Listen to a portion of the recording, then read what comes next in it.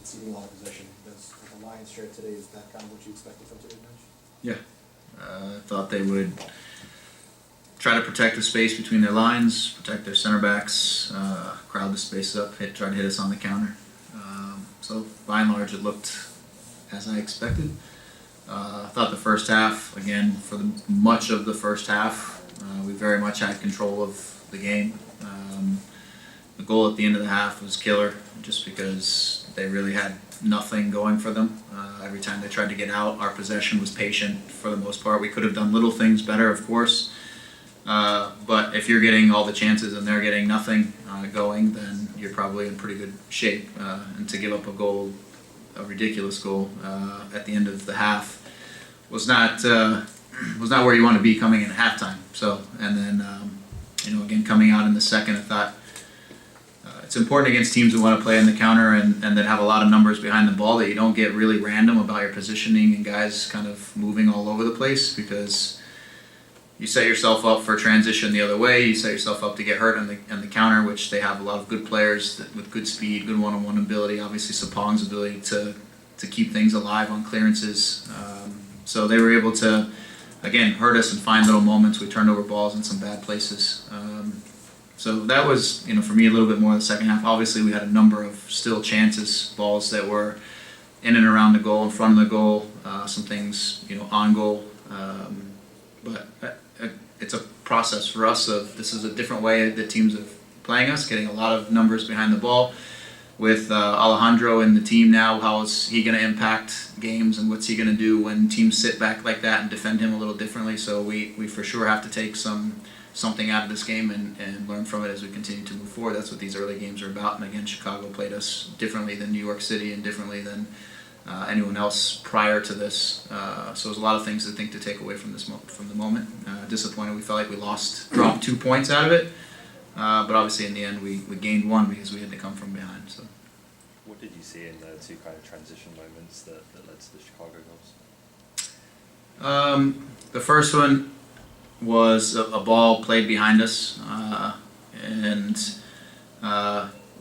if we haven't noticed, one of Chris's strengths is his ability to recover, and so he was going to get there. I don't think Alex gets caught in no man's land. He was out halfway, like he was going to try to come deal with it, but Chris was going to make it, so if he just stays in his goal, we have a non-situation. Because he was halfway out, we ended up with a real situation. And then as he saw that Chris was going to get there, he tried to recover, it looked like, and as he was recovering, I don't know if that was, it looked like he was falling down, not just diving, but I think he was more falling down as he was trying to recover more than he was diving to try to make any sort of a play.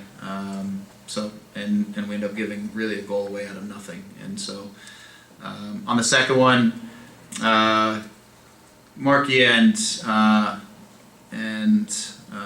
Richie kind of just got sort of switched up in their positions, and maybe instead of just recirculating that ball, we play a 3-yard pass into the middle field to Richie, who's facing the wrong direction with some guys around him. He doesn't really handle it very well, and immediately it just springs a counterattack the other way, and they catch us on the end of that counterattack. So it's a ball lost in a position where you can't lose a ball, and we don't have great numbers between that turnover and our goal. And in the end, like I said, they've got good players who can play in the transition over fast, and they caught us on that one. Greg, you created a lot of scoring chances again, but did Pozuelo look like he tired a bit to you in the second half? Yeah, I mean, I think it's possible. I think it's not an easy thing to travel to a new country, enter a new league, to go through all the hoopla that you go through, to then have an incredible first game that creates more hoopla, and trying to adjust, find that place to live, furniture, all the things that go with it. So I think it's probably a fair thing. I still think he put in an incredible shift, and he was moving around the field trying to get the ball. I think he was doing everything he felt like he could to help the team. But I do think he is in a little bit of that transition where you're trying to actually set life up somewhere else. So the initial part of it, the first week and a half, you got the adrenaline going, you're excited to play. I think there is a time period the first after that for a couple more weeks or a week or so where you're just trying to get you catch your breath and get things sorted out. So, but I thought his activity level was still good in terms of where he was trying to move and manipulate. It was an easier, more difficult game today in terms of finding space because it wasn't as prevalent, you know. So he was drifting in a lot of different areas to try to get involved. So, but I think if he is, and I'm not saying he is or isn't, if he is, I think it would be very normal for him to be experiencing a little bit of fatigue, and right at this moment. Greg, what did you think of Richie's performance in his first for Toronto? I thought he did a nice job. Richie it's something that we're working with Richie on, being a right back. So it's not something he has played a ton of games so he is a little bit learning in the process. But we've seen him do it well in training. We've seen him really embrace the learning. He's got a lot of good assets for it. Obviously, he's got the physical aspects to be a wide player.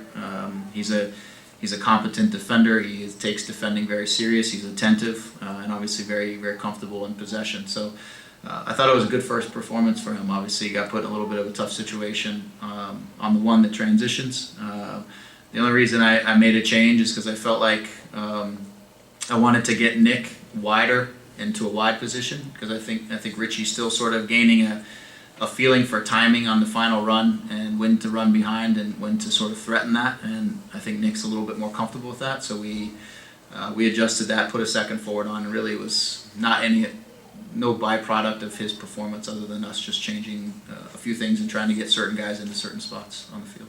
Are you short on options at that position if Arrow goes down? No, I think we have plenty of options. I mean, we have Richie, who I think is growing and is capable. I think we have Nick, who we've talked about. Nick has played a lot of games as a professional as that position. So I could always pull Jay up and put Jay in front of Nick, which is kind of what we did a little bit more at the end. So I think we have options. Laurent happens to be a right back at the international level if we wanted to have it look a little bit different. So I think we have the options we need. But for me today was just doing a 1-for-1 swap, and let's see early in the season how Richie's coming along in that position, and I thought he did a nice job. Greg, when you dominate possession and outpass them like you did today, how frustrating is it to not sort of walk away with a full complement of points? Yeah, I'm not overly concerned about or interested really in the outpassing them thing. I think it's about our shape, how dangerous are we, how many chances can we create, are we in all of these passes, are we still maintaining our shape and our ability to control them in transition, because at the end of the day they could care less also how many passes we put together on the day. They're just trying to protect themselves and not give up goals, and the more passes we put together, probably the happier they are in some ways, because eventually you're going to make a mistake and they're going to pounce on that mistake. So sometimes the concern with a team that's allowing you to do that is that you overpass and that you play too many short passes in a tight area, you get too comfortable in possession, and that's exactly what a team wants when they're trying to play you on the counter, is that you get a little bit complacent in those moments, and they strike you when you are a little bit complacent. And to be fair, that's maybe what happened a little bit on the second. Greg, what do you think about? Comment on Josie's game overall? I thought he was excellent. I mean, I thought he played physical. I think, in the first half we had a little bit of a hard time finding our way into him.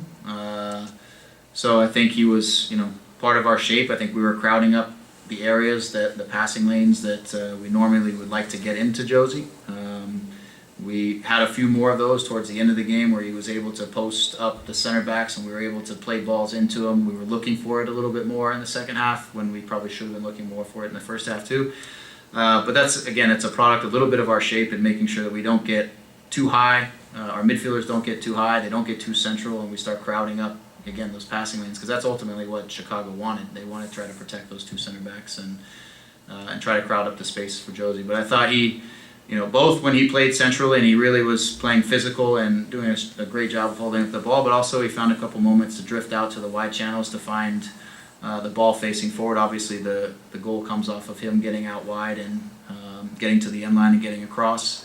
But if we can limit the moments that Josie's on the sideline, it's probably better for us. But we've got to be effective in creating opportunities for him too as a team. Otherwise, he's going to try to find ways to create them himself.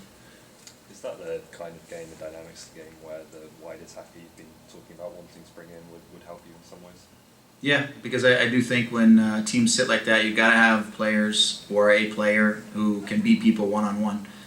Because when you have those types of players, then they require help defensively, which then opens up a new space or it opens up other players. And so, part of the reason I liked Nick on the outside is because I do think he has some one-on-one ability to get to the end line. When he's going inside, it's much more difficult for him to be able to face forward and face guys up and play him. But yeah, I do think that that's still a piece for us that we have to continue to work towards is find somebody who can eliminate that guy when he can face him up and take him on. Again, like I said, it forces a help defender, which then opens up new spaces for us and opens up other guys. Thanks, guys. Good, thanks.